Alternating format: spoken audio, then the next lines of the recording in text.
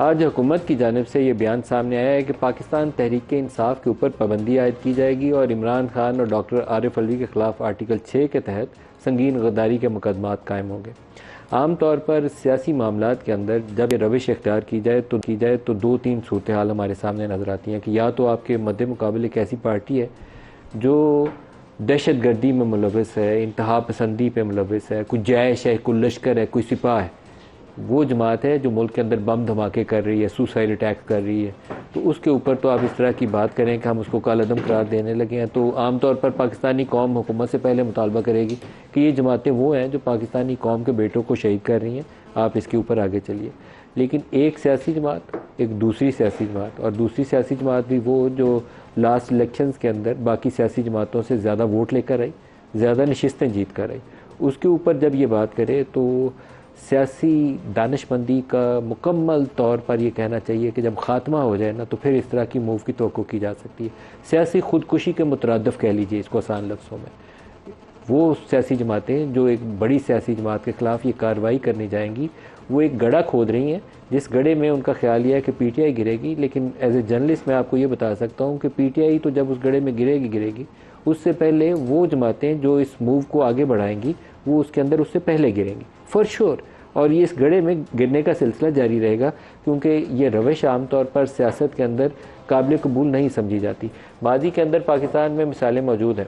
जब 71 के वाक़यात हमारे सामने नज़र आते हैं तो उस वक्त अवामी लीग को बैन कर दिया या ने, उनके जो कैंडिडेट्स जीते हुए थे उनमें से कईयों को नाअहल करार दे दिया और वहाँ पर मनपसंद लोगों की नॉमिनेशन कर दी। तो उसका अंजाम क्या हुआ हम भूल चुके हैं या याद है हमें? नेशनल अवामी पार्टी बैन कर दिया जुल्फ़िकार अली भुट्टो ने, नैब से एएनपी बन गई। फिर उसके बाद केपी के अंदर जिस तरह की आउटफिट्स बनी, ये लश्कर जैश सिपा 90 की दहाई के अंदर या जिहाद अफ़गानिस्तान के बाद जो कुछ हुआ वो भी हमें वाक़यात याद हैं कि हम भूल चुके हैं। अगर पीटीआई की सियासत काबिल कबूल नहीं है, और मेरे ख्याल में उनकी सियासत के अंदर बहुत सारी ऐसी चीज़ें हैं जो काबिल कबूल नहीं है, मैं खुद उनका नाक़िद हूँ कि वो अपने सियासी मुखालफिन को गालियाँ निकालते हैं, ऐसे ऐसे अलकाबात से पुकारते हैं जो काबिल कबूल नहीं है। सियासत के अंदर कुछ रख रखाव होता है, मरवत होती है, उन्होंने उसका खात्मा कर दिया। दूसरे को चोर डाकू से नीचे तो पुकारना पसंद ही नहीं ना करते।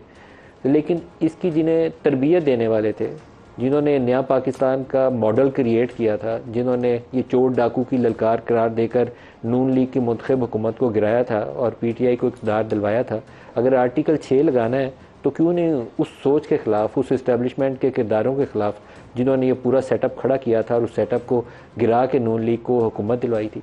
Article 6 something very serious. हम इतने बेहुदा तरीके से ये बातें करते हैं कि बाज़ औक़ात उन चीज़ों की, उन आर्टिकल्स की जो कदर मंजिलत है ना, हम उसको गवा देते हैं।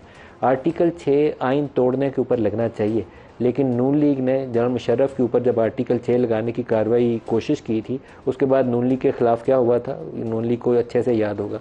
तो अपने सियासी मुखालिफ के ऊपर इतनी बड़ी बड़ी बातें करके कि हम तहरीक इंसाफ को बैन करने जा रहे हैं, इसके ऊपर तो फ़ॉरेन फंडिंग है और ये पता नहीं दुश्मन से मिल गई है, आर्टिकल 6 लगाने जा रहे हैं, वो बातें करने से पहले आपको अपने किरदार के ऊपर गौर करना चाहिए। नून लीग पीटीआई ने जो 9 मई किया, क्या वो दुरुस्त काम था? बिल्कुल नहीं था।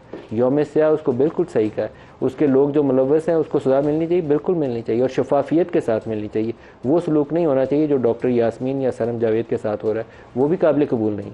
सबूत लाएं, कोर्ट ऑफ लॉ में लेके जाएं, जिसको जो सज़ा मिलती है 2 साल 5 साल 7 साल उसको वो सज़ा मिलनी चाहिए। लेकिन सियासत के अंदर वो रवायात अपनाएं जो कल को जाके आपके लिए फांसी का फंदा ना बन जाए। शहबाज शरीफ साहब मेरे ख्याल में पीएमएलएन की सियासत को पाकिस्तान में नुकसान पहुंचाने वाले सबसे ज़्यादा अगर किसी शख्स को ज़िम्मेदार ठहराया जा सकता है तो मौजूदा वज़ीर-ए-आज़म शहबाज शरीफ साहब होंगे, क्योंकि इस्टेब्लिशमेंट के साथ मिलकर इन्होंने एक पॉपुलर जमात जो पंजाब के अंदर 2018 के इंतखाबात और उसके बाद 4 साल पीटीआई के दौरे हुकूमत में एक पावरफुल पोलिटिकल पार्टी थी पंजाब में। जितने बाई इलेक्शन हुए थे, एक सूबाई की नशिस्त सियालकोट की हारे थे, बाकी सारे के सारे 13 या 14 इलेक्शन थे पंजाब के, वो भी इवन केपी के अंदर जो बाई इलेक्शन थे वो भी पीएमएलएन जीत गई थी 4 सालों में। 2 साल के अंदर ऐसा क्या हुआ कि उसी नून लीग का वोट पंजाब के अंदर नापैद हो गया।